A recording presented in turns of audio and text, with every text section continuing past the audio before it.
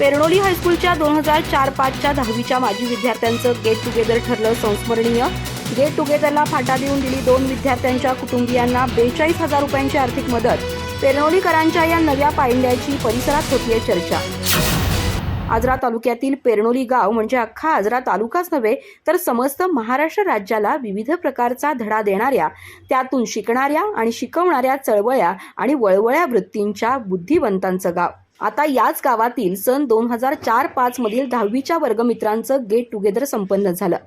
या निमित्तानं पारंपरिक गेट टुगेदर सेलिब्रेशनला फाटा देत बॅचच्या 2 माजी वर्गमित्रांच्या कुटुंबियांना त्यांनी तब्बल 42,000 रुपयांचा आर्थिक हात दिला। त्यांच्या या आगळ्या-वेगळ्या उपक्रमाची पेरणोली गावासह पंचक्रोशीत कौतुक भरली चर्चा सुरू आहे।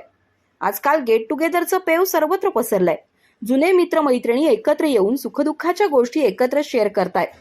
काही जण तो दिवस एन्जॉय करतायत। पण केंद्र शाळा पेरणोली आणि पेरणोली हायस्कूलच्या 2004-05च्या 10वी बॅचच्या माजी विद्यार्थ्यांनी गेट टुगेदर केला खरा, पण औपचारिकता आणि एन्जॉयमेंटला फाटा देत आपल्या माजी सहकारी मित्रांच्या निधनानंतर त्यांच्या कुटुंबियांना आर्थिक मदतीचा हात दिला। माजी विद्यार्थी गेट टुगेदरला यामुळे एक वेगळीच ओळख त्यांनी मिळवून देत पेरणोलीकरांचा सर्वांना धडा देण्याचा वसा जपलाय। याचीच चर्चा पंचक्रोशीत सुरू आहे। 2004-05 मधील पेरणोली हायस्कूलचे माजी विद्यार्थी ठरवून गेट टुगेदरला एकत्र येणार होते। त्यांना त्यांचा वर्गमित्र सागर चव्हाण आणि त्याचबरोबर त्यांची वर्गमैत्रीण रेखा नावलकर यांचे पती तानाजी नावलकर यांचं निधन झाल्याचं समजलं। या पार्श्वभूमीवर गेट टुगेदरसाठी जमलेल्या सर्व वर्गमित्रांनी संबंधित चव्हाण आणि नावलकर कुटुंबाच्या मदतीला धावून जाण्याचं ठरवलं।